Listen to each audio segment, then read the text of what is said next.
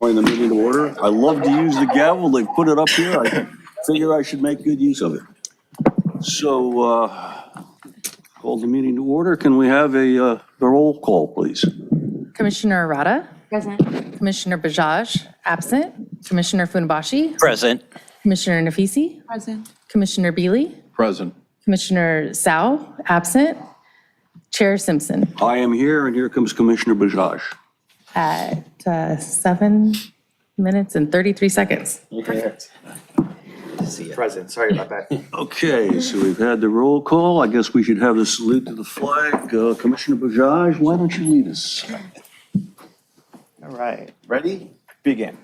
I pledge allegiance to the flag of the United States of America and to the republic for which it stands, one nation, under God, indivisible, with liberty and justice for all. Let me see. Have we got blue folder items? I think you sent around 2 this afternoon. Yes. First, we need to approve the order of agenda. Oh, I'm sorry. Yes, skip that. Do we have a motion to approve the order of the agenda? I'll make a motion to approve as presented. And is there a second? I'll second that motion. And I think we can do this with a voice vote. All those in favor? Aye. Opposed? Okay, we're approved. Now to the blue folder items. Right. We had 2 blue folder items presented earlier today for items J1 and J3. All right. You got this. So I guess we need to have a motion to receive and file those. Anybody care to make that motion? I'll make a motion to receive and file. Second. All those in favor? Aye. Aye. Opposed? Okay. All right, now it's the consent calendar. We vote on those as one thing unless somebody wants to remove one of those items and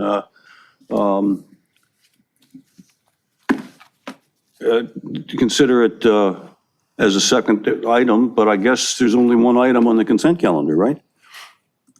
Technically 2, but yes, one to discuss, potentially. Oh, the posting, of course, yeah, that's the other one. Okay, is there anybody care to pull off anything that's there on the consent calendar? Okay, any comments on the consent calendar from the audience? Don't see any. Any online comments about the consent calendar? There are no e-comments for the consent. Okay, can we have a motion then to approve the consent calendar? I'll make a motion to approve the consent calendar. I'll second that motion. All right, I think we can again do this by a voice vote. All those in favor? Aye. Opposed? Okay, passes. All right, this is the time where the public can address the commission on anything they care to talk about and you know, any subject whatsoever, unless it's on the agenda. If it's something that's on the agenda, the comments would come at that time. When we discuss the particular item on the agenda, that's when we'd have your comments, which would be limited to 3 minutes each.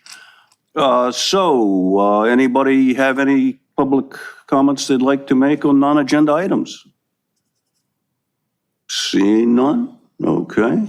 I don't suppose there's any online or any We comments, have- e-comments? No e-comments and no one on Zoom. Okay. So it looks like it's time to go to item J1, discussion and possible action on a pilot measure for Pullman Lane to be one-way westbound between Ripley Avenue and McKay Lane. I suspect we'll have a presentation on that. Yes, we do. Good evening, Commission. The first item is a one-way westbound trial of Pullman Lane between Ripley and McKay.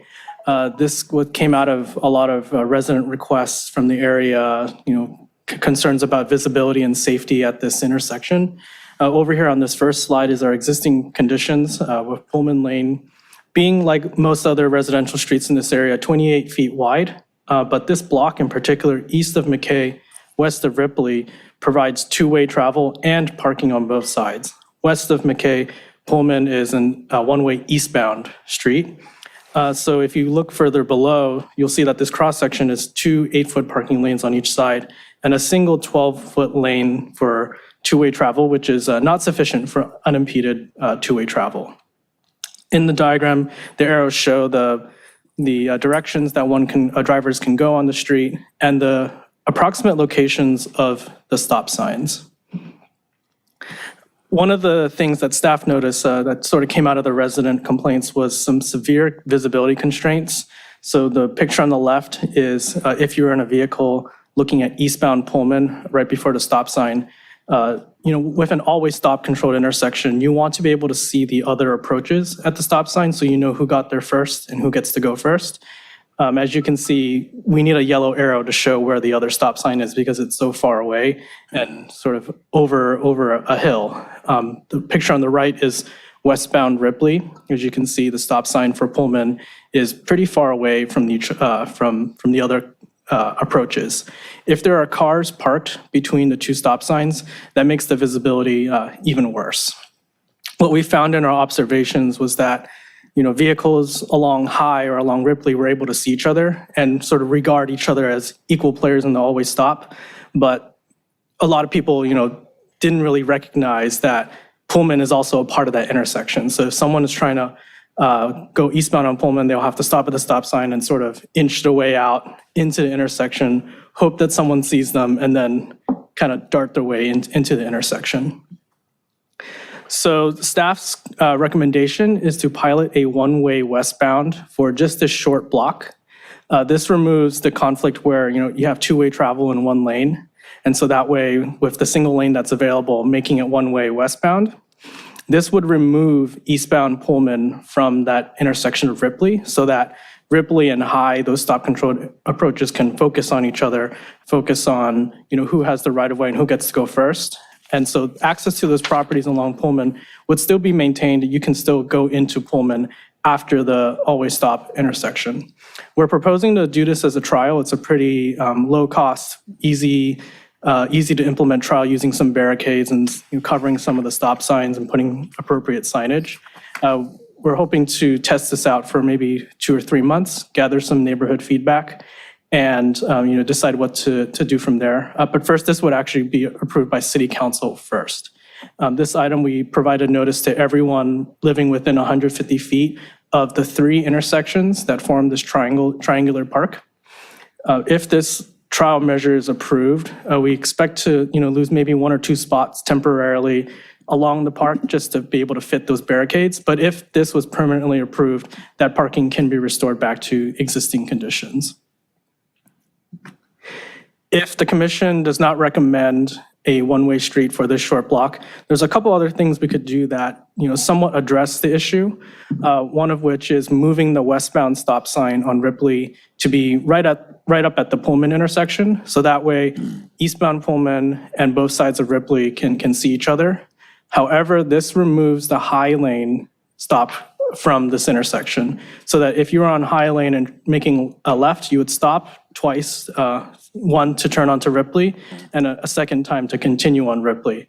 There's a little bit of a risk with this as well. If there are a number of vehicles queued on westbound Ripley, there might not be enough of a gap for people on High lane to turn left.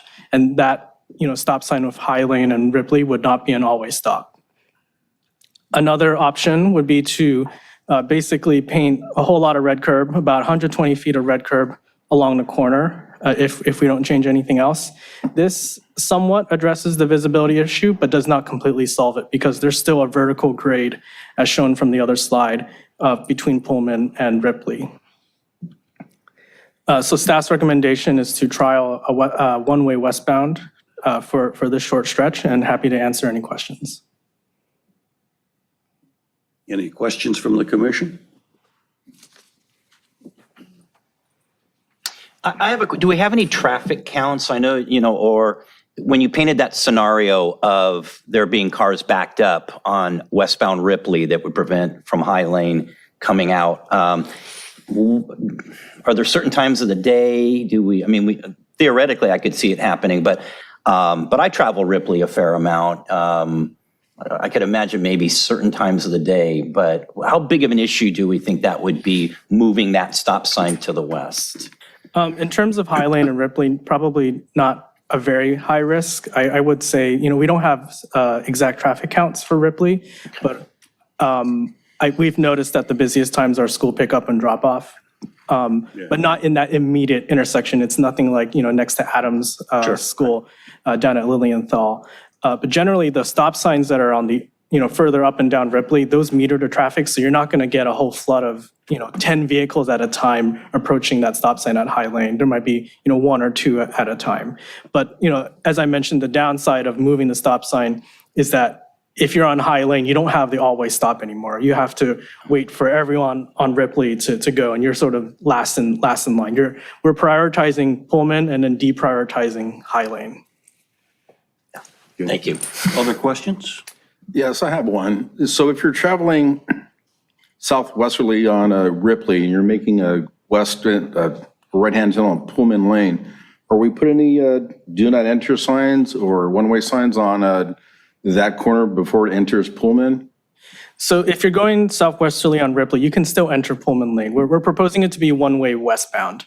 Right. So you can still enter. But I'm asking, so there's no confusion when you're driving, you just make that, is there going to be any kind of do not enter signs because Pullman's one way on the opposite direction? Yeah, there will be do not enter signs at McKay. Yeah. Okay, So they'll be placed at the entrance, for the other direction. okay. Okay. Other questions? No, that was it.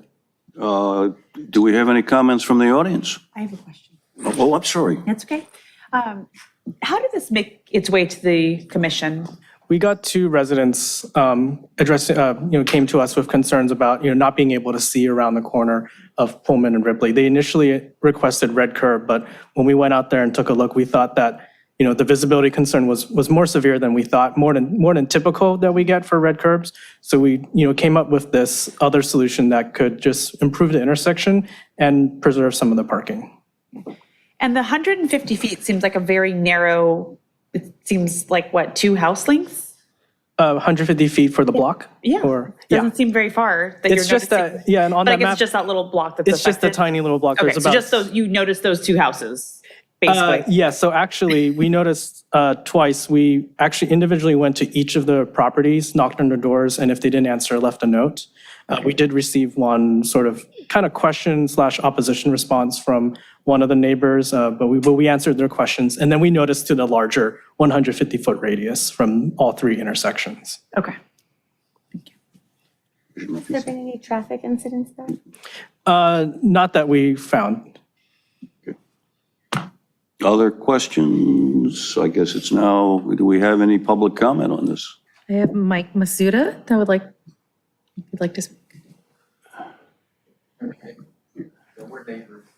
Very good. My name is Renee Diaz, and I live on the previous screen right in front of that stop sign. Yeah, the one on the right. I live right there, okay? And I've been there for 38 years here in Redondo Beach. And previously, I was on the Budget and Finance Commission for quite a while. Anyway, I see the problem, and I avoid going east on Pullman because of the blind spot when cars are coming up from Inglewood up the hill, and I'm on top of the hill. Many cars are rolling through, and sometimes they're super rolling through. And so, anybody going east on Pullman Lane can have a problem with the traffic. And particularly during traffic hours, in the after 4 o'clock, everybody's trying to take a shortcut to get to 190th. And then, anyway, my main concern, well, first of all, no, I don't think whatever you try to do, it's going to be a problem no matter what. But I agree with making Pullman Lane a 1 lane, okay? I agree with that. It could help.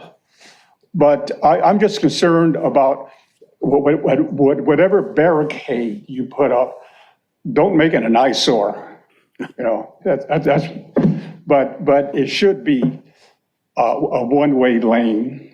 And so, up High Lane, I don't see, I don't see maybe two cars at a time, or I hardly see any cars sometimes on High Lane, but coming up the hill at 4 o'clock to 6, half the cars are rolling through that sign.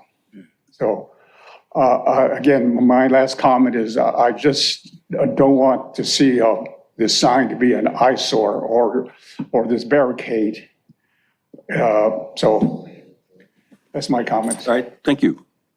So would this envision barricades, or you just need a sign, right, if it goes to one way? We'll want to use a barricade of some sort to, really show that that street is one way. And so the materials that we have on hand in the public works yard that we can use pretty quickly are, your typical construction barricades and signs, typical to the ones we actually use on Avenue H for the holiday closure. If this is permanently approved by the city council, those barricades don't have to remain. We can just restripe the street. So just to be clear, we would do temporary barricades for the trial period. Trial period. Just and then if to it- communicate to drivers that the traffic pattern has changed and that there will be parking in between the barricades, but at the entrance on both sides, we would barricade it for safety. Yeah. Other public comments?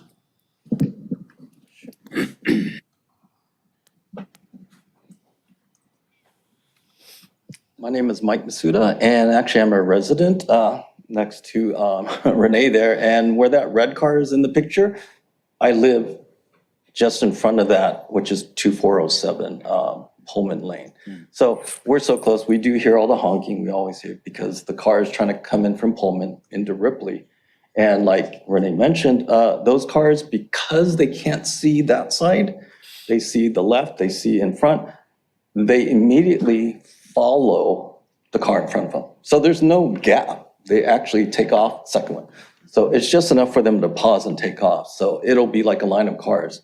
And then this car trying to get out into Ripley from Pullman doesn't have a chance.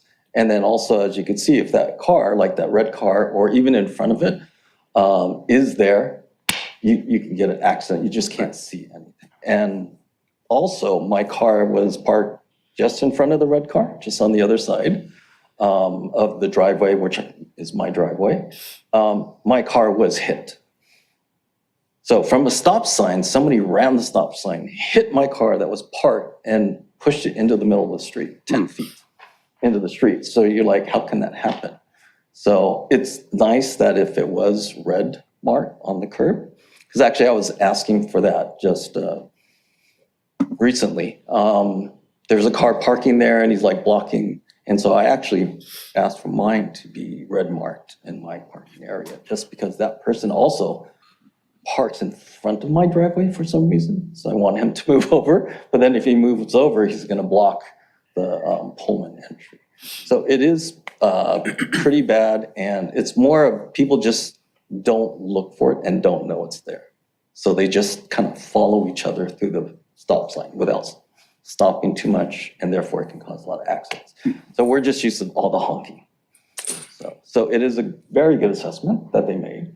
I don't agree with that other stop sign, that secondary one, where if you move it, because like while I'm there and I'm on High Lane and I want to make a left onto Ripley to go westbound, 3 cars will pile up.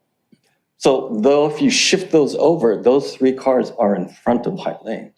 And then the cars coming by across you going eastbound on Ripley, then as that car goes, then another car and then another car. They kind of stack up 3 at a time, which is the width of that whole section. So that person on High Lane, depending on the hour, can't even get out. And it seems to time with the Inglewood signal line, because then like 5 cars will just turn down that street, Ripley, as you would know, you come through, right? And they just stack up. Like all these cars will line up and just keep going through, keep going through, keep going through. And then that person on High Lane is like, well, I can't even pull out now because the stop sign is not there. It's there, so I can't pull out. So it's that stop sign, I disagree. I do agree with 1 lane all the way down, because it also, on the other side, causes another problem. There's a McKay lane that goes up. Pullman is one way, and then if you make it one way, it's good because these cars, because McKay is so busy and Ripley turns onto McKay like this, you have Pullman and people shoot across, just to get that section and then onto Pullman. And then they come to the stop sign where it's a blind spot. So there's like 2 major incidents. And when I first moved in there 15 years ago, there are many accidents on the McKay Pullman corner because they're trying to shoot across and all this Ripley traffic is going like this. So there's only, I don't know, maybe 150, 100 yards from Ripley turning into McKay and then Pullman shooting across just to get to the other side, which is this. So it is kind of a dangerous area. So unless you know that, you would possibly have a lot of close calls. So I absolutely agree with these guys, whoever did the assessment. Okay. That it is a dangerous intersection. So, thank you. Other comments? There's no one on Zoom that wants to participate, and there was one e-comment that was positive, or in support of the alternative.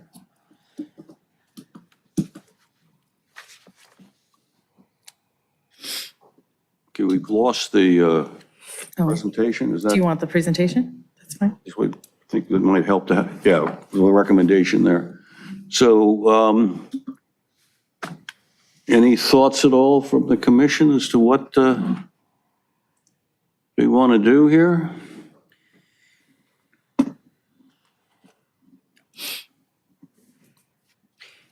Can you put the options back up, please?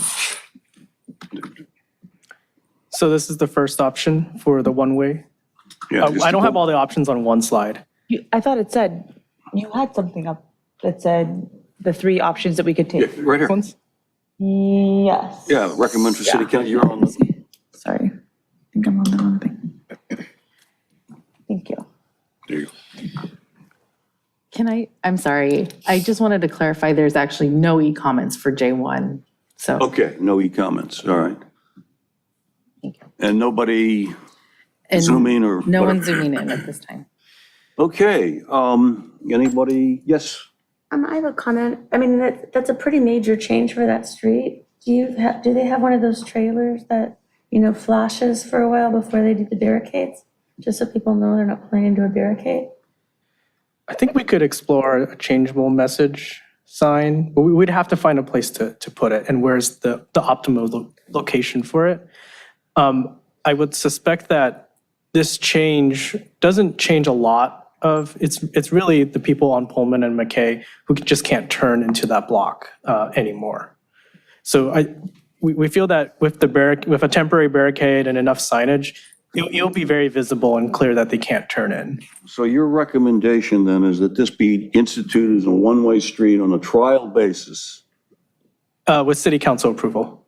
with city council approval, and if that then, if it's after the trial, if it seems to be working, then it would be enacted on a permanent basis by city council or to come back to us? We would, if it was successful and people were in support of it, we would probably just go straight back to city council to implement it. All right, Can you take me through how long the trial would be? We probably want to give ourselves maybe 60 to 90 days. So give some time for residents to get used to it and give ourselves time to survey the neighborhood again. anybody care to make, yes, Commissioner Bujosh? If, after the trial period, is there then an option to explore option B, which was the redesign of your intersection? I guess that's my first question. Second question is, even the redesign, does that go through city council as well? If the trial is not successful, I would say, we can explore the other option. Andy, I believe we could probably go straight to city council with that as well, or do we need to come back to commission? If we end up finding out that people aren't in favor of the one-way, or it's not providing the relief from the visual impairment that we have now, we would come back for a discussion about probably alternative 2 or 3, or I forget the number, but Yeah, we'll moving the think of stop one. signs. And that would be something we would do here first and then go to the council with both the negative result and alternative recommendation from you guys.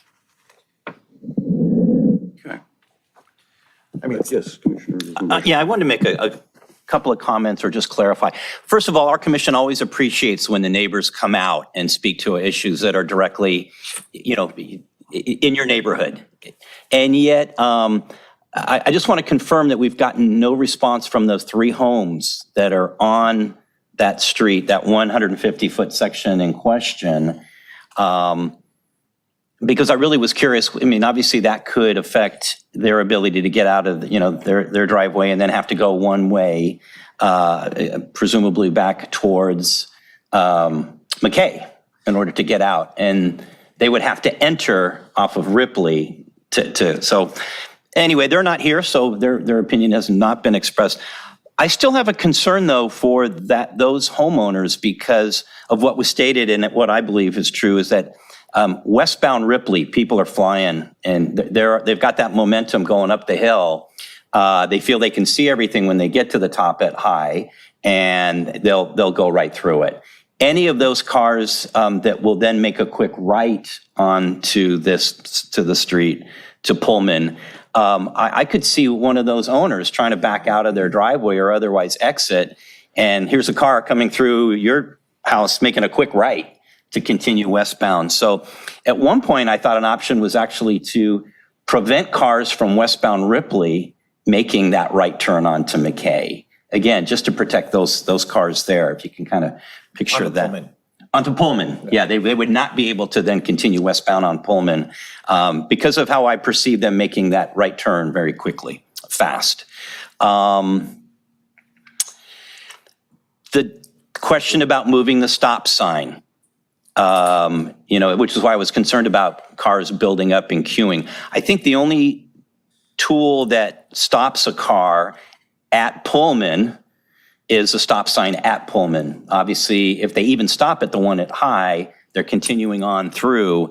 They're not currently required to even stop at Pullman at all. So that still allows cars to make that quick right turn if they can continue westbound for that one section until they hit McKay.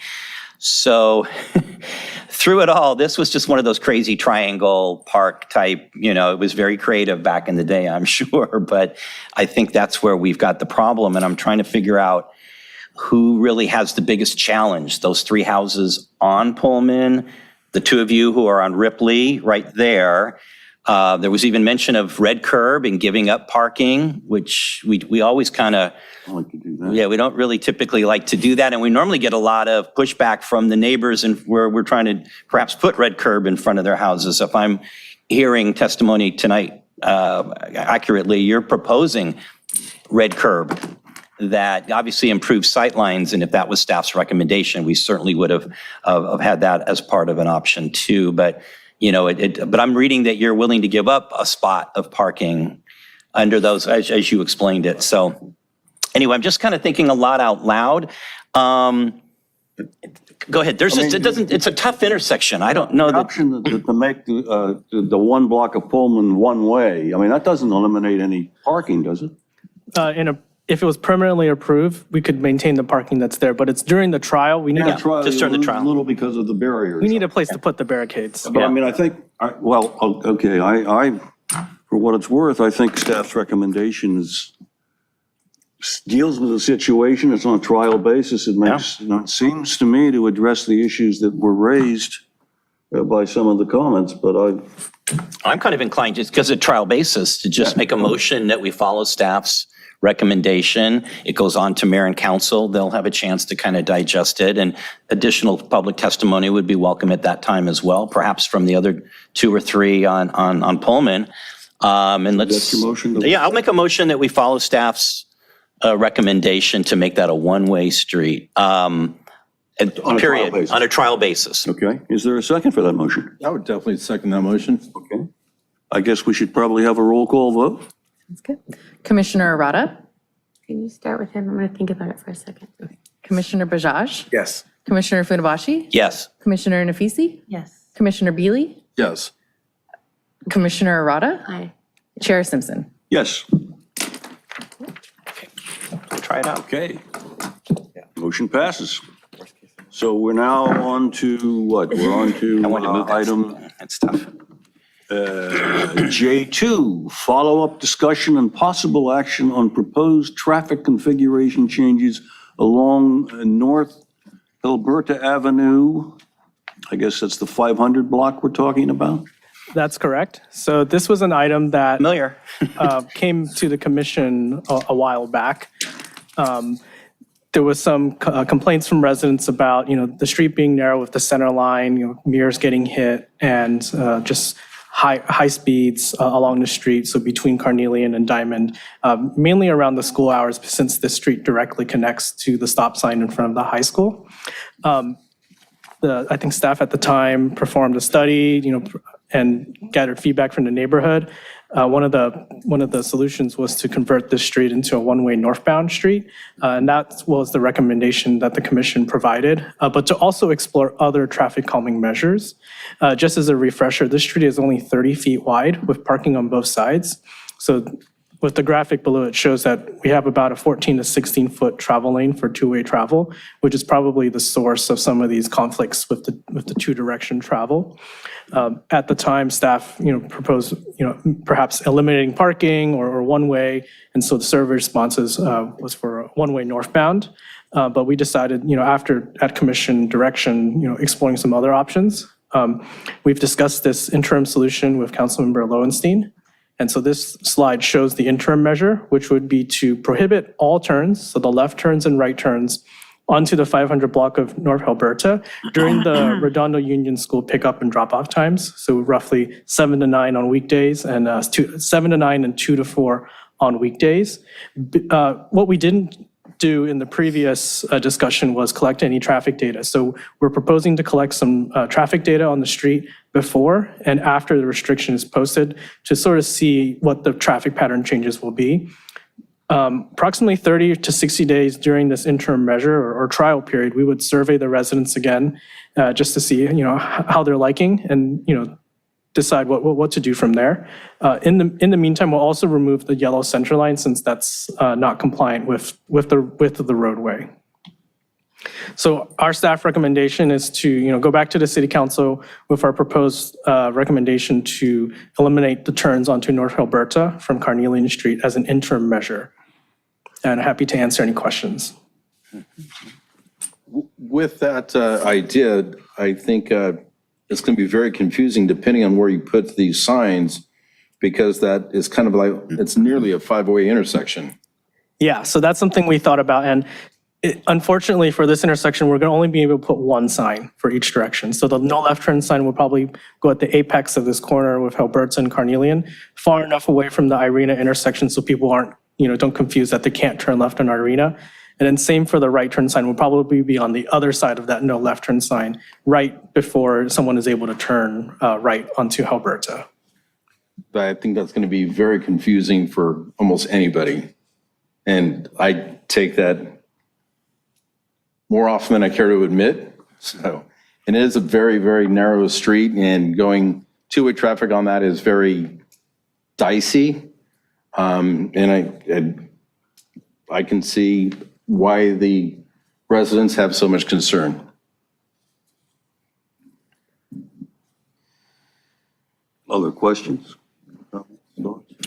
I would only add, I recall us discussing this, and it's really the traffic around school hours. The high school is right down at the southern end, right? So, but it just seems pretty clear to me that this is not making it a one-way street. This is just in an attempt to reduce southbound traffic during 7 to 9 a.m. and 2 to 4 p.m. will keep those cars from Carnelian coming southbound. So it's a creative way to just basically make it kind of pseudo one way if you're coming in from Carnelian during those hours, but allowing the neighbors to still go southbound as they need to get out of, if they choose to go southbound towards Diamond instead of northbound to Carnelian. So I think one thing that I want to mention is that something that wasn't really mentioned is that if we were to convert the street to a one-way street, we're left with a single, 14 to 16 foot lane that could actually encourage speeding, because now if you're going on this one-way street, you have this really wide space that nobody's going to be coming from the other side. You might be encouraged to go a little bit faster, actually. What Wouldn't, I think with striping, I'm sorry to interrupt. go ahead, I mean, wouldn't, if you had parking in both sides, wouldn't that narrow it enough? Or is that, you do have parking there now? 16 feet. There is parking on both sides right Now now. already? Yeah, so as it currently stands, if there's two-way traffic, you kind of have to negotiate and be neighborly, maybe use some of the driveways to veer to the right, let someone else pass. If it's a one-way street, that removes, any chance of that happening. So if you're going northbound, you don't have to think about traffic coming the other way or potentially slow down, Potentially you increase speeds on the street as you're concerned. potentially. Yeah. Yes. I think overall, I like your design. I think this is kind of in line with what the commission discussed last year. And then it sounds like you've already had the discussion with the council member. I do also see Commissioner Bealey's concern about inadequate signage. So maybe there could be a possibility to explore, the installation of a sign on coming, I guess, southwest on Carnelian, something on the primary side as well. Are you still thinking on the near side of that? Because Yeah, just really to get that messaging there, because I share his concern, but I think if your team can creatively find some good positioning for signs, then, I think overall conceptually, I like this design. yeah, I think we can look further into adding a second sign. I know for sure we can put a set at the apex of that corner. Yeah. In terms of having one on the near side, we'll take a look if this is approved and see. Hopefully, it won't interfere too much with Irina. I think what it has going for it is it probably has a lot of repeat the same folks who are using it multiple days. So once the messaging gets out there, it tends to resonate, with a lot of the regular folks who are using it. Other questions, comments? Yeah, on your previous slide, you had parking for Pullman as 8 feet wide spaces, and on this one, you have 7 feet wide. Why is that? This graphic was actually taken from the last time this item was presented to commission. I wasn't a part of staff at that time. Okay, so it's... So it's just a different realistically, interpretation. So realistically, it's more of a 14-foot, and with striping, I think Yeah. you would be able to make that appear to be more of a narrow lane like you've brought to us before. I really just don't like it being a 2-lane road, but I agree with the documentation that I got that says create a one-way keep, either northbound or southbound. I think that makes more sense to the residents even. I live in a part of the city that does have a 7 to 9 no left-hand or right-hand turn parking to get in my neighborhood. And when the residents there started getting tickets for the same thing, it doesn't make them very happy either. Questions, comments? Okay, I I guess. think, I think what they are proposing, it does look like it's a trial basis. It might be worthwhile to try it out and then go towards a more, invasive solution if that's what the community feels after a trial period. Perfect. I think that's still on the table. Yes. Correct? Yeah, when we talked about this last year, the one-way north was a unanimous vote here and a majority of the public feedback we got, but it certainly wasn't the only option to be considered. And so I think the commission gave us additional direction to look at turning restrictions as a possible alternative. And we had actually intended to just take the trial directly to the city council, but the council member asked us to discuss it here first. We have a lot of competing needs on these streets, this street in particular, right in front of the high school. And I'm not sure there's a right answer here. There's maybe a good, better, and best, we hope. And there's no one solution that's going to make it great for everybody all the time. So we're really looking at the best we can do. And so we present this trial just to eliminate or to try and do, as you've suggested, the least invasive rather than a full one-way change, which would be a much bigger step for a street of this length. I would add too that, we always look at proposals like this, knowing that when you put time restrictions or restrict turns, or certainly if you make it a one-way, then you've moved traffic that used to go on that street to the other two, whether it's Carnelian or the one further to the west. And certainly if you make it one-way, now that's affecting them 24/7, 365, where is the restricted turn would just be during that school window school time window. So I'd like to make a motion that we Wait a minute, we need to see if there's any public comment. I have one more question. still do that too. Go ahead. Okay. I just want to second what you just shared too. Similar thing happened on Paulina Avenue when we had put the timed turn. While I do think it helps temporarily, it does push traffic to other streets. And we do see those neighbors coming in, sharing those concerns. And it just underscores the importance of having a comprehensive, I think, traffic mitigation plan to really address some of these bigger issues, because we're putting Band-Aids on it. And we know that the neighbors are coming just as we just push traffic, as we try to address one issue, we're just pushing the traffic to another street. And I find it somewhat irresponsible. Just making a statement. Okay, appreciate the statement. Is there any public comment? We have 2 cards for this item. So Ron Corey and Karen Corey would be next. My name is Ron Corey, and we reside on Alberta, right at the intersection of Diamond and Alberta. So we're at ground zero. As a matter of fact, we're the closest actual landowner. Everybody else is either apartments or rentals or whatever. We're right behind the apartment buildings that are on Diamond. And my question is, has there been any thought put towards what's going to happen down at that intersection when you have this change going? I mean, our worst problem is that a lot of people, unfortunately, don't bother to read any of the signs, or they've read them so many times that they don't care about them anymore. I mean, you're supposed to have no drop off 100 feet from the intersection, and people do it all the time. And I guess the thing that sort of bothers us is this year, I don't think I've seen one policeman out there handing out tickets for any traffic violations. That stop sign that we have on Diamond at Alberta, coming down the hill and going up the hill, is probably only acknowledged maybe twice out of 10 cars. I mean, it's really bad. And on the weekends, it's even worse. So I'd like to know what the plan would be to control that traffic at that intersection, because it's going to affect us in a major way. And I don't know if you're going to put up barricades or what's going to happen other than signage, because you're going to have one big open area there and people are going to do what they want to do. So that's just my comment. And, you know, hopefully, I know there is no perfect solution to this problem. We can maybe squeeze people differently. Maybe we can educate them. Maybe they will listen to signs and signage, but I don't have a lot of hope for that. So thank you for letting me speak. Thank you. Other comment? Hi, I'm Karen Corey. I know you talked about just having the controls of the street at certain times.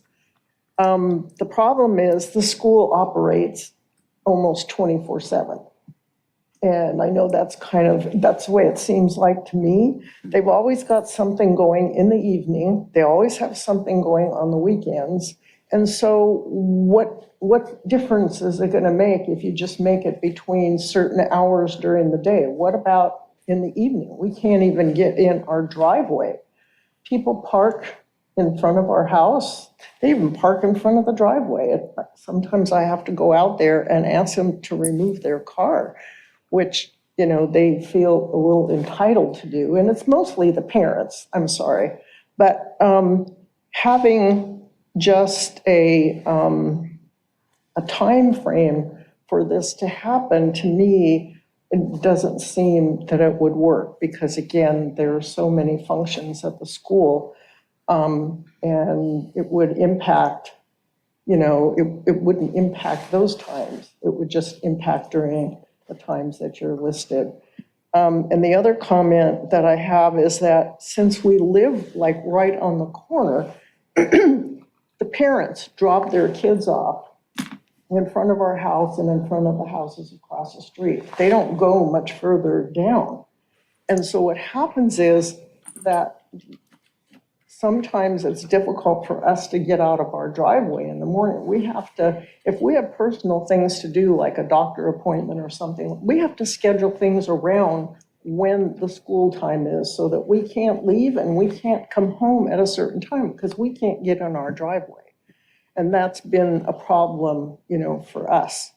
There was something else. I'm trying to remember what it was. The other thing is the kids from the high school speed down the street, up and down the street. There's a guy that I have his license plate number. I took a picture of it as he's driving down, hauling ass about 70 miles an hour down our street and making a lot of noise. And then what he does is he does this 2 or 3 times, and then he goes and he parks somewhere, and then he goes and he walks to school. So, I think having it one way permanently versus timeframes would be more helpful. And I know some of the other problems, we can't address at the moment, but, I just wanted to mention those. Okay, thank you. Thank you. Other comments? Any e-comments or? We have one e-comment that's in support for this item, and no one on Zoom. All right. Can we see again what the staff recommendations are there? You take that away, I can't remember. It's my fault. That helps a lot. Okay, do we have any further questions, comments, thoughts? Anyone care to make a motion? I have a comment. I do remember from our discussion last year that, if I recall correctly, someone correct me if I'm wrong, but they were also a very organized, engaged street, correct?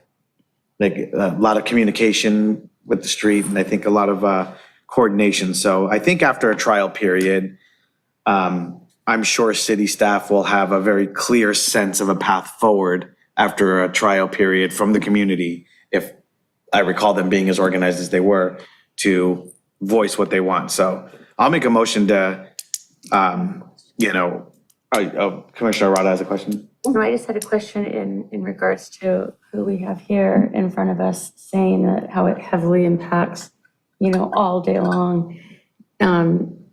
Is that taken into consideration when we did during the school times and the flow of traffic? And what would change if they were to perhaps take out the time restriction? So we don't have any traffic data along the street. So with this motion, if it gets approved by council, we will be taking traffic data, on a 24, probably over a 2 or 3 day period. Then we can actually see what the traffic patterns are, before and after this trial measure. I understand what the residents saying about, the school having activities and different, times of day, different days of the week. But we do feel like that the weekday school pickup and drop off period is the heaviest, traffic period of the day. And that, other times in the week or the day probably aren't as heavy. So this would be an interim measure for how long again? I think we're thinking about 60 to 90 days. So that way we have time to, collect the data, see, allow some time for residents to adjust, then collect the data, also survey the residents again, and then we can, depending on how it goes, go back to city council. Right. An important piece of this is trying to collect the data during the school year, so we're hustling to get this done before May. Right. And then we can deliberate some more over the summer after we have the data. So over the last 3 commission meetings, there's been residents here to share concerns about the high school. Is the school aware, the school district aware of these concerns? Have you guys reached out to the school district to make sure that they are aware that residents are coming down? What does that communication look like? Are we trying to attack it from both sides? We do reach out to the high school. I know the police department. District, sorry, specifically the district. The district, we have there is a meeting among a couple of the council members, the city manager, I believe the chief of police is involved, a subcommittee to reach out to the school district. I think it's a monthly meeting. I've been to it a couple of times. not on this issue, but on other issues. So I do know there is communication back and forth about these kinds of issues. I know the commitments from the police department, because a lot of these things do involve enforcement, are to continue to reach out to both the high school and the district with regards to the issues there. And I know, I understand exactly what you're saying. The school populations, blossomed in the last decade or two. A lot more kids are driving to school than there used to be. Kids are looking for, we have way too many people driving cars in Redondo Beach. So, yeah, I think that's the discussion. How to solve that, solve is very elusive. So I think we're looking for the best tweaks we can do to make it as good as we can make it right now. So it's important to me as an individual, as a commissioner, when these issues come up, that there's some leadership, I think, on the city side that's going to take these issues to that group. Who on the city is responsible for that? Would that be you? Do you sit in that meeting? I don't regularly Okay. sit in that meeting, no. So how are we ensuring when residents are coming to talk about the issues of the high school that it's getting relayed to that group? Well, for instance, on this topic, we do speak with the District 2 council member. He's very interested in what's happening here. And so we try and provide our input through those conversations to the city council for their determination about their priorities and how they'll be directing staff and through the city manager. So we are happy to provide information, but we are also trying to follow the lead about the political leadership in the city with regard to these issues. Okay, I guess I'm just trying to make sure that, we're accountable, obviously, every single, out of the 12 meetings a year, 3 already have gone by where residents are sharing the same concerns. So I want to make sure that this is being brought up at that meeting. So you're saying the right way would be to approach the District 2 council member and say, talk about these issues? Or is that something that you guys could bring up? District 3 and District 2. District 3? Is 2 and 3 both 3, are okay. involved, and the city They're involved in it manager. already, right? That's what. No, this issue was not brought up, he very clearly said. So the issue about the high I school has don't know not been about brought up, right? the meetings I was at, it was not on the agenda, That's but right, there may right. have been other conversations that I wasn't there, yeah. I can certainly relay it to our city manager, my chain of command here, and any of the residents or any of you are certainly welcome to relay your concerns to the council members. And should we be keeping track of the comments that come up to make sure that they get discussed in that meeting? I just want to make sure that we have like a way to funnel this. It sounds like they're I've heard multiple times of residents coming talking about the issues with the high school, and that seems like the perfect way for them to address it. But I want to make sure that we're coming up with a solution and also making sure that we're directing these concerns to the right people. Should we just bring it up on referrals to staff, or how would you recommend that routinely that we address these items? If I'm hearing you right, it sounds like you're talking about a fairly big priority for the city council to work on with the school district. What comes to mind is maybe the strategic plan opportunity that exists every year to encourage the council to prioritize these certain things for the staff to work on. So that's a suggestion. As I mentioned, I'm happy to relay your comments to my city manager, public works director, for his awareness of the conversation we had tonight. I know that conversations like this have been at the city council a number of times, and so the city council is fully aware of the concerns of the public and the challenges of the growing high school population. So, I can...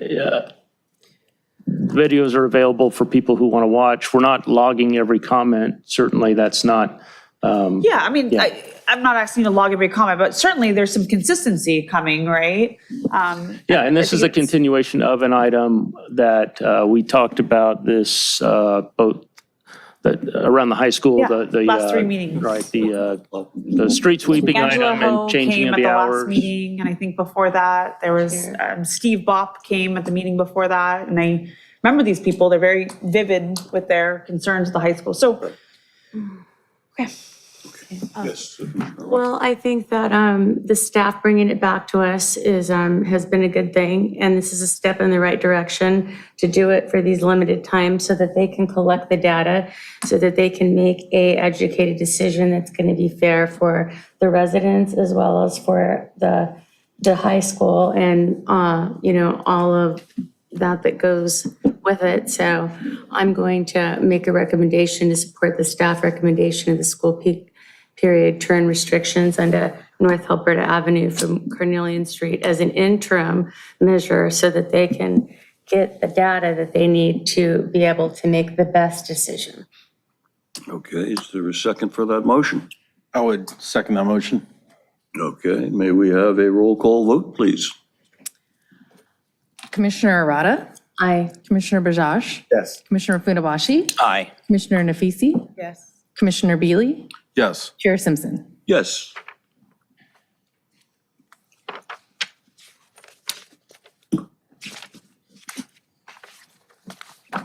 Oh, I just lost my agenda. Great. Just arrow back. Huh? Arrow back. Where do I go? Upper left corner. Upper left? Ah, There we go. there we are. I'll learn how to use a computer one of these days. So we're on J3, I guess. Discussion and possible action on red curb installation request at 1902 Ripley Avenue. So this request originally came from a resident to staff, and then subsequently a referral from the council member for District 3. This first slide was just to establish sort of some, measurements and conditions. So 1902 Ripley is the circle, that red circle there, the resident from that home who requested a lot of red curb near their driveway. The driveway is where that white car is parked. To the right is east, to the left is west. 190th Street is to the south, Flagler and Ripley. Their driveway is about 90 feet from the intersection. To the west, they have about 42 feet of curb space, and to the east, they have 55 feet of curb space. On the north side of Ripley, there is a stretch of existing red curb since the street narrows right at Flagler. So for the city's red curb policy, the resident came to city staff requesting red curb around their driveways. On an administrative level, city staff can approve red curb for the slopes of their driveways, so that's what we did. City staff can also approve an additional 3 feet of red curb, up to a maximum of 6 feet total, with approval from the adjacent neighbors. We received signatures from the neighbor to the west. Their address is on 190th Street. We received written opposition from the neighbor to the east. The resident also requested red curb in excess of 6 feet, which is why it's come to the commission for consideration upon referral from the city, from the council member for District 3. So this shows the curbs that have been granted thus far. 1902, the requester in the red circle, the X on 1904, who objected to the red curbs, and approval from 1901, 190th Street, being okay with the extra 3 feet of red curb. This picture shows the curb that was painted with east to the left and west to the right. So you can see the extra 3 feet to the west and just the slope on the east. And after the referral from the council member, the resident is now requesting a total of 39 feet of red curb to the west of their driveway. That would take away 2 parking spaces.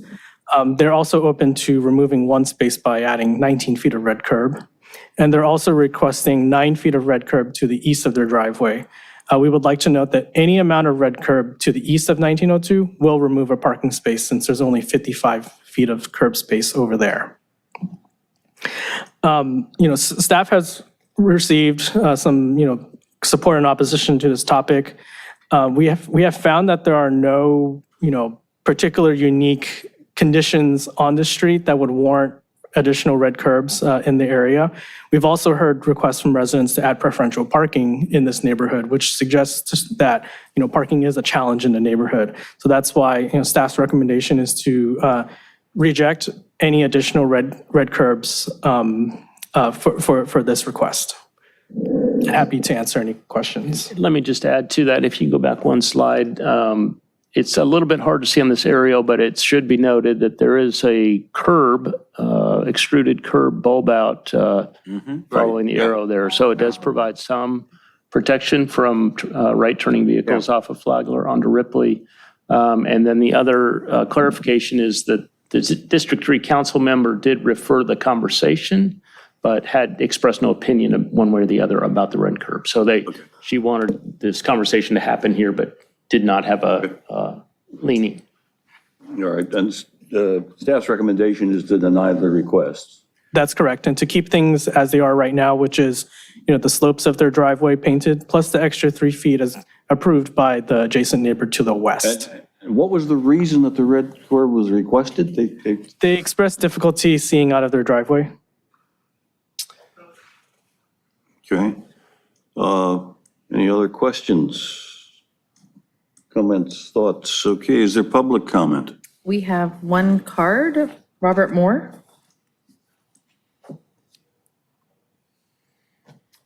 Hello. I spoke with I'm Robert Moore. I'm 1902 Ridley. Mr. Murdad, is it? Merdad? He came out, very nice guy, said I could have 3 feet on either side because people were parking and encroaching on in my driveway.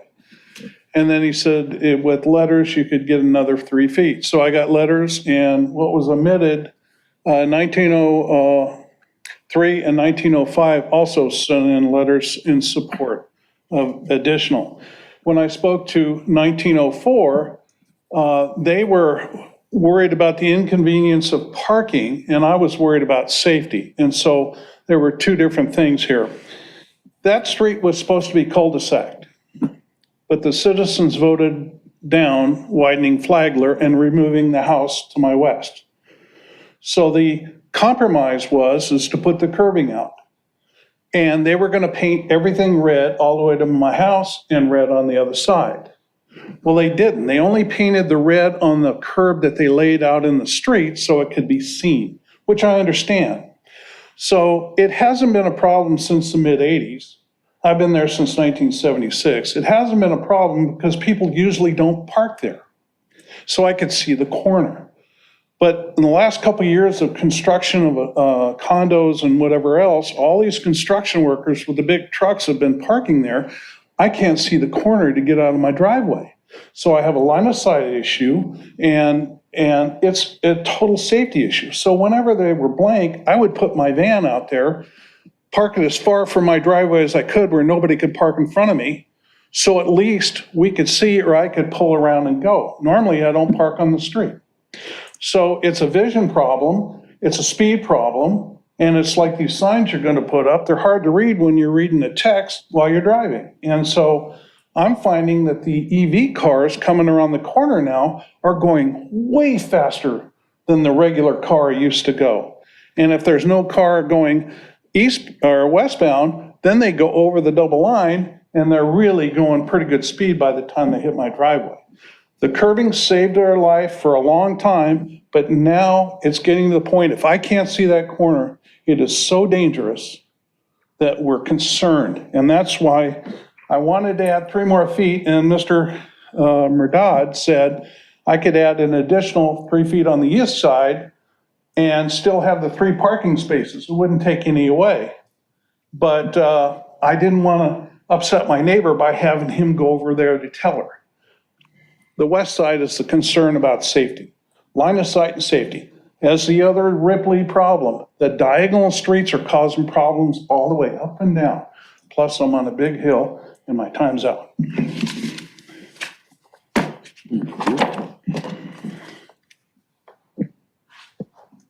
Can we go back to the staff? Is there further public comment? My other comment was, if you guys got a better idea, I'm open. So if there's something I'd like to add to this whole discussion is that, similar to the item that we talked about Meyer Lane and, not being able to see out of the driveway, one of these things could be, it's kind of a national issue. People are generally buying heavier, taller, bigger SUVs and vehicles and parking them close to driveways, and that, those taller vehicles are making it a little harder to see. We're just not sure how to address that at a local level, with this preponderance of larger vehicles. And like the residents said, with EVs, they're accelerating faster and heavier too. Our streets and system have not responded to that, or, should we respond? But I suspect that just like the Meyer Lane issue with the parking, it's a similar type of issue here and, around the country, really. Okay. Yeah, and the mention of faster cars. And I will share with you that I often will take Ripley and then make a left at Flagler, thank you. And oh my gosh, to sit at that stop sign when cars are coming up from 190th, the vision is really difficult. But I can obviously picture people coming northbound on Flagler, making a really quick, hard, fast right onto Ripley. I guess the bulb out buys you a little bit of time, but the cars are really just obviously going faster. And yeah, I can see, your point. If I may, when there's no cars there and I can see, it does buy us time. Yeah. When I can't see, that's. Staff's recommendation, though, is no red curb addition. We'd like to have a consistent policy, depending on each request. And, this is an item we'll actually bring to in the future, but AB 413 is prohibiting parking from pretty much every crosswalk and intersection. So we'd like to reserve, all this new red curb for the locations where it's most critical at intersections. And so we didn't find any, particular physical or traffic attribute for this area that's different from any other driveway in the city to warrant, this particular location deserves more red curb or any red curb compared to all the other driveways in the city. Forgive me, though, there was an option of continuing red curb on the west side of the driveway that would not necessarily take away a parking spot or would come close, but no? I'll get it from the staff's. I think the request was for the entire amount west of the driveway up to the end of the extruded curb to be red, but he would concede to having only one of those spaces marked red to preserve one space. Rather than eliminating two spaces, eliminating one was also acceptable. So there's no in way his request. to add to the slope plus 3 without jumping into the 19 to take away the one spot? So there's 42 feet on your. I'm seeing, yeah, So 42. If we call a parking space 20 feet or 22 feet, then there's two spaces there nominally. Removing, 10 feet still leaves you only with one space plus some room. So you could remove up to, I think you said 19 feet and still preserve one spot there. Yeah. I guess I was trying to find a way to add to the slope plus 3, add a little bit more and still preserve those two final spots. Yeah, it might not be a worthwhile effort at that point because we're really splitting hairs at this point. I'm just trying to. Yeah. Okay. And I do want to say that on the east with the 55 feet, that's 3 right to the max. Any removal will remove a spot. Yeah, and I would think the traffic is the eastbound Ripley, not so much the westbound Ripley, where the red curb east of the driveway would affect the sight line there. But, okay, thank you. Questions, thoughts? I had a thought. So if he got 3 more feet to the west, when you're pulling out and there's big vehicles, I mean, that 3 feet makes a difference. How much would that take? Would that take away a parking space? You give him 3 more feet so he could wiggle out a little bit. Because I'm in the same dilemma. Like, I live in a street that it's like half the street's red curbed, and I don't know why, because the neighbors say, oh, they can't get out. Well, the ones that are frequent and in and out with tons of, tenants or, a lot of people living there, it's impossible. They've only got 3 feet, and then you have some there, the whole curb's red. So I understand the difficulty of pulling out, and cars are just, flying down the street. But on the same token, 3 feet does help a little bit. And I don't know, how it contributes to parking. I think further removals, worthwhile removals will remove the space. Yeah. Okay. Questions, thoughts? Can we see the options again, what we can be doing here? The recommendation is to, Staff's recommendation is to reject the additional request, just out of a consistency and, conditions from this location and other locations. That's fair. yes, I mean, I tend to see things the way of the staff in terms of, if there's nothing that's, no underlying issue that really sets this one so significantly apart, then to kind of keep it consistent with the policy. I would be, okay. Any other thoughts, comments? Can we get a motion? I'll make a motion to accept the staff recommendation on this one, Which would be. which would be reject to the- leave the existing condition as is. And reject the request for additional red curtain. Correct. Okay, is there a second? I'll second. Okay. Can we have a roll, do we ask for public comment? I mean, for online comment? There's no online comments, or, I'm sorry, there's no participants on Zoom that would like to speak. We did have 2 e-comments. One was in support and one was opposed. Okay. Yeah, I think those came as blue folder items. Yeah. That was separate. Oh, So the okay. blue folder item was separate. These are e-comments. Okay. All right, so I guess we now have a roll call vote on the motion? Okay. Commissioner Arata? Aye. Commissioner Bajaj? Yes. Commissioner Funabashi? Aye. Commissioner Nafisi? Aye. Commissioner Beely? Yes. Chair Simpson? Yes. Which would take us up to, as we probably go back to the PC. I guess it would be item J4. Discussion and possible action regarding proposed always stop installation at the intersection of Avenue B and South Juanita Avenue. So this presentation. stop request came at a request of a resident. This map here shows the subject intersection with a star. There are currently stop controls on Juanita, north and south. No stop control on Avenue B. The adjacent intersections, always stops at C, signals at PCH and Avenue C, but for Avenue B is a stop sign. There's about a 1,900 foot, or about a 900-foot block where there's no current controls. In accordance with the city's stop sign policy, all residents within 150 feet were surveyed, so about 37 residences. We only received 11 responses, but 92% of them were positive, and most of them came through the QR code. We also received some support from a resident outside of the survey radius. But unfortunately, based on the city policy, this technically did not pass the resident support test since we did not receive 2/3 responses back. As part of the city's stop sign evaluation, we also look at collision history and any line of sight issues for this intersection. We did not find any reported collision history in the last 5 years. But when we visited the intersection, we saw that there was some line of sight issues due to the slopes at this intersection. So here's a picture taken from one of the city vehicles northbound on Juanita, looking west towards Avenue B. As you can see, the slope in the street makes it a little difficult for vehicles to see each other. So because of the staff's line of sight analysis, staff recommendation is to install an always stop at the intersection of Avenue B and Juanita. Happy to answer any questions. Questions?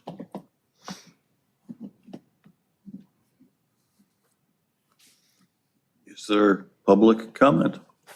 We don't have any cards for this item, but you're free to speak if you like. No, I didn't. Okay.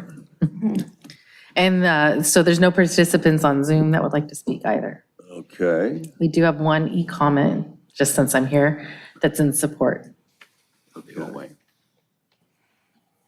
So can we see the options again? Click that down. We can even support the installation of it, and that would then go to city council for approval, right?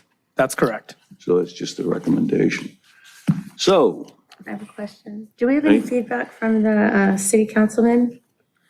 We haven't heard any feedback from the council. This was purely a resident request.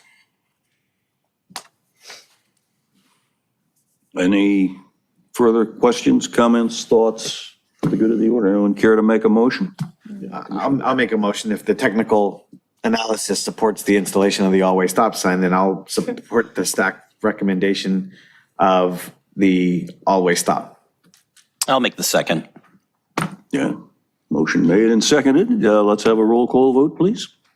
Commissioner Arata? Aye. Commissioner Bajaj? Yes. Commissioner Funabashi? Aye. Commissioner Nafisi? Aye. Commissioner Beely? Yes. Chair Simpson? Yes.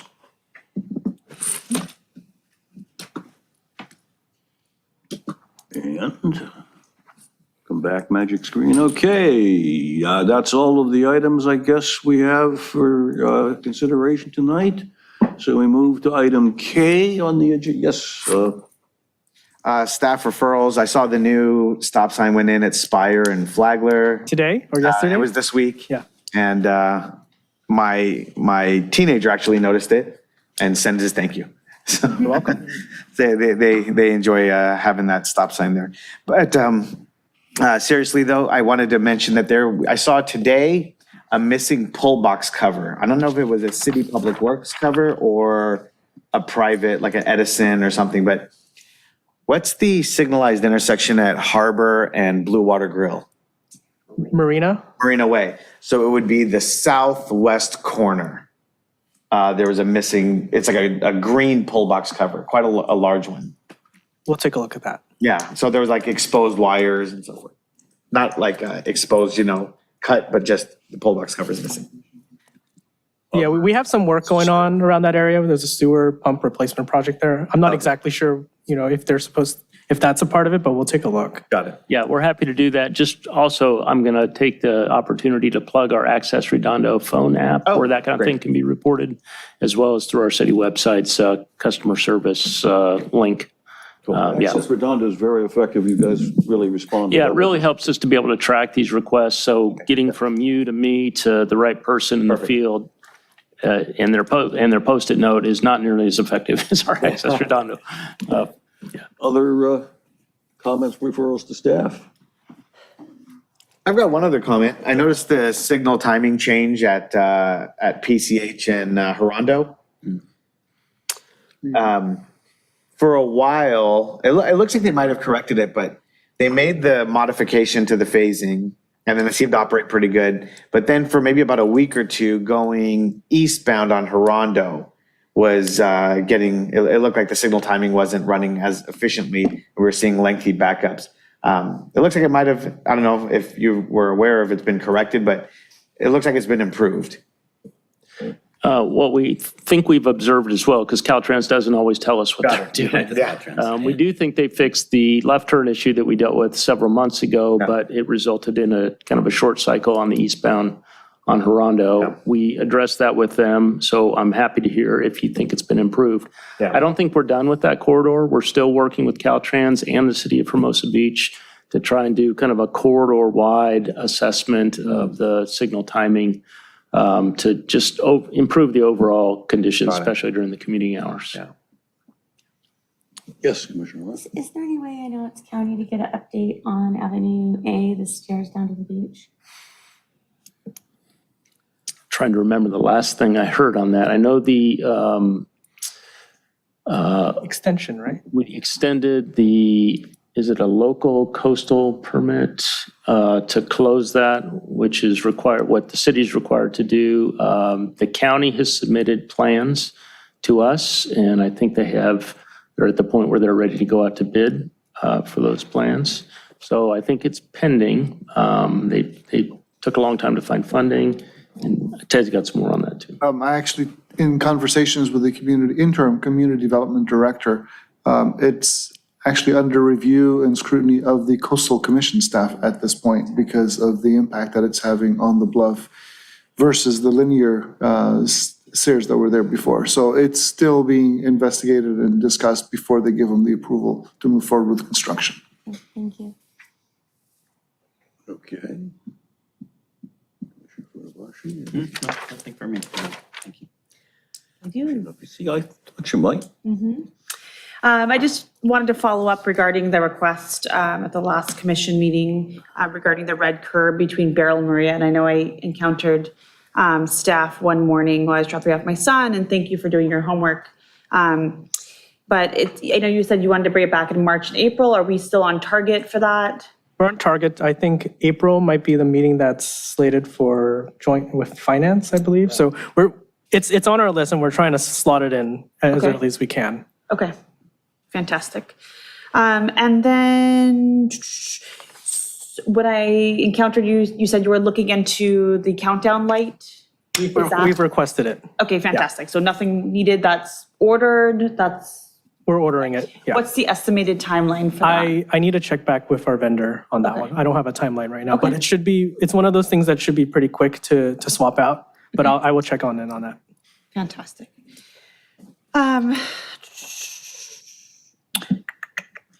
So I'm so sorry to rehash this, but to bring up the concerns from the high school, is that something that you guys can do? Is that something you're asking me to do, to reach out to the council members?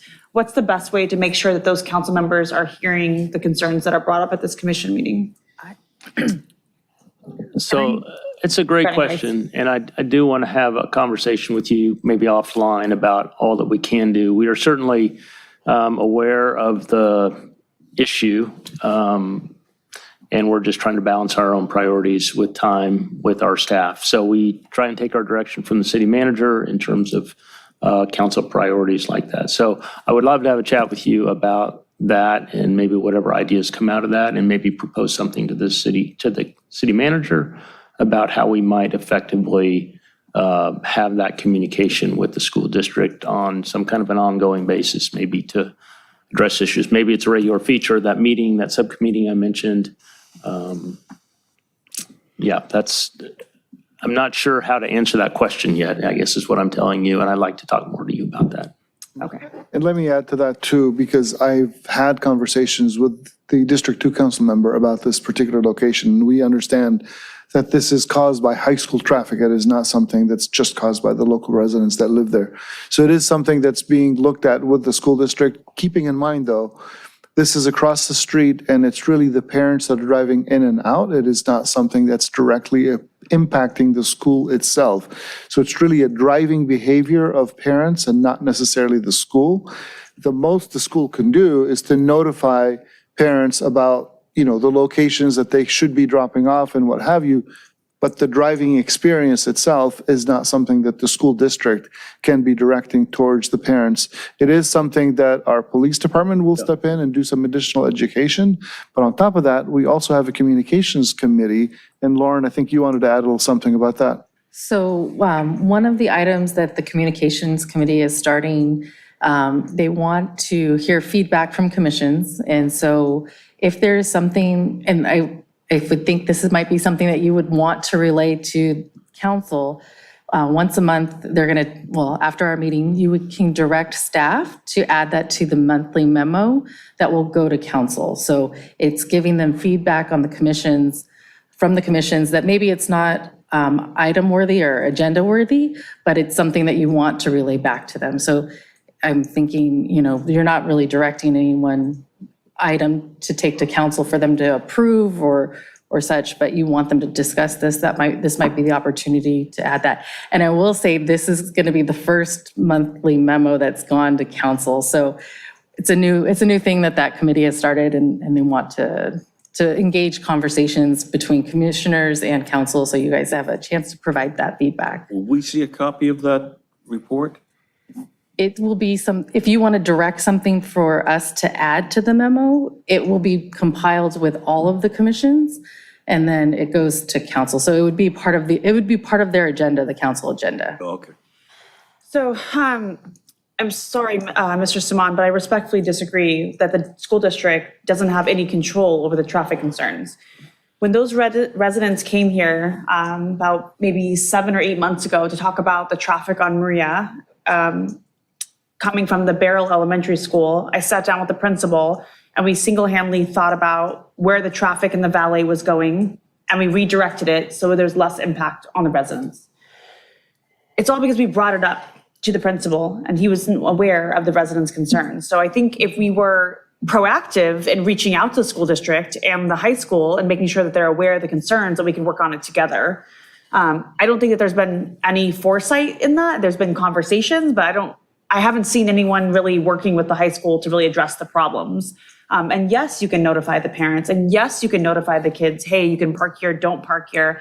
It's like, it has to go both ways. But just to say it's their problem and this is our problem, I don't think we're getting anywhere, which is why I think we're getting residents to come here every single month complaining about it.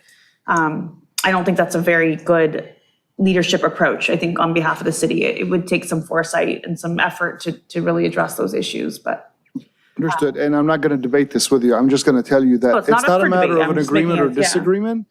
It's where we talk about loading, unloading, circulation at the school itself is one thing. A street or a street that is across the street from a school and how that circulation works on it is a little bit different. And I'm not in disagreement that we need to discuss this further. That was the only distinction I was trying to make. It's one thing to talk about loading and unloading and parking immediately adjacent to the school. It's something else when you're talking about circulation on a street that is not directly connected to the school. That's all. And I think, as Mr. Wingy mentioned, it's something that we can talk offline about. Okay, the other thing I wanted to discuss or see if we can bring up at another meeting is what can we do as a commission to recommend when a commercial building is built, that we can ask the builder to include any type of native or bioswales and when public land is impacted. Is that something that we can take over? Because I understand that the planning commission has no jurisdiction over it, and they keep, I guess, staff keeps saying, oh, talk to the Public Works Commission. So I wanted to see if that's something that we could discuss at an upcoming meeting. Is this related to the pollinator discussion that we were having earlier in the native Just in species? general, like when we, not we, but the city, if somebody comes and builds something on private land but has public land that would be technically belong to the city, what can we do to encourage them to plant native plants or bioswales? So I was at this planning commission meeting. I think the most previous one was that bank building at Catalina and PCH where the driveway is going to close and there's a little tiny strip of parkway. And there was a discussion about, any requirements we could have in the public right of way, native planting. And I actually told the commission that that's under consideration by the commission as part of the native planting policy. Myself. And Commissioner Bailey. Yeah, the subcommittee as well. has included that in their conversation with the Public Works Department, which is pending. And those recommendations and in-house policies will be coming back to you guys. Oh, so that topic is being discussed with you. That's I think you missed that meeting. Fantastic. It Okay. is. Okay. All right. Last thing, sorry for the lengthy list, but a lot of people have reached out. Is it possible to bring back a discussion on an always stop sign at Diamond and Gratuita? So our always stop policy, have we addressed this? I'm sorry. Have we talked about this one yet? It was something that someone reached out to me about. Okay, well, they can initiate a request with us and we'll do our process, which is to reach out to the neighbors and to do the collision analysis and the on-site analysis. Okay. Happy to do that. And pending the results of that, we'll bring that back to you first, of course. If it doesn't go the way that they'd like it to go, then they're always free to appeal to their council member to intervene and take it directly to council. So they just drop an email to you? They can do it online through our traffic engineering webpage. There's a place they can just enter it. They can reach out to Ryan directly. Okay. Traffic engineering at redondo.org is also gets to all of us. They can call the city as well. Yeah. Thank you. That's it. Oh, can you tell me that intersection one more time? Gratuita and Diamond. Thank you. Diamond. Any referrals to staff? I've been here. I have a referral. I have a question for the referral. We're gonna start then. No, there's nothing? Yeah. Yeah, are we gonna ever bring back the buzz so we can like light up rather than raise our hand and try to get the attention of the chairman? It was so nice to have that on our old platform. You press a button and then, the chair would be responsible to see who like lit the light up. It was just so much better than trying to, Do I not do a good job of? No, it's nothing, it's fantastic, but it would probably be easier for you in the chair to see the lights. That way you're not, you're doing a fantastic job. That's nothing to do with, take away from any way that you're doing it. That's why you're the chair again. But it is nice to have the light. I don't think you've ever had the light to work with. I did, and it was fantastic. So, yeah. We'll pass that along to IT. That's not something that Public Works handles, but we're happy to pass that request along.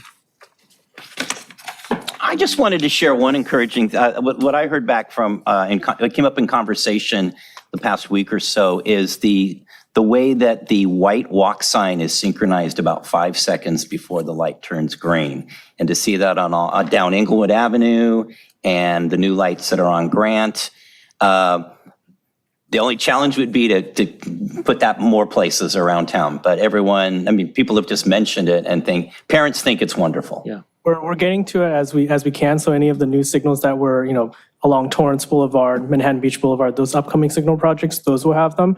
And we're also sort of doing it as we have time. And unfortunately, some of the signal equipment, especially along Prospect, is very old and cannot handle that type of function, but we're planning to sort of upgrade the electronics and controllers there. And, once they do get upgraded, there'll be new timing and the pedestrian leading interval. Yeah. Okay, and that's what I told them, it's a computer chip, but we need to buy more chips, and we'll get there. Thank you. Any other referrals to staff?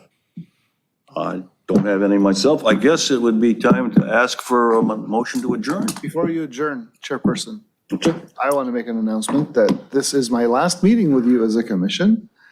I am retiring effective the month of March. I will not be here. Why? Congratulations. Thank you. Congratulations, Just Ted. wanted to Well, you let can know. still come to the meetings. I'm retired, I'm here. Yeah, I live a little bit further from this chamber than you do, so I just wanted to say it's been a wonderful 8 years that I've been here serving at the city of Redondo Beach. It's been fantastic to see the changes, the positive changes that have been made, and I've been very, very happy working with the commission every single time. So thank you for all the time I've been here. Congratulations, Ted. Here. Motion to adjourn? Motion to adjourn? Second? All in favor? Aye. Right, adjourn. Boy, you like that, Kevin. Oh, that's great.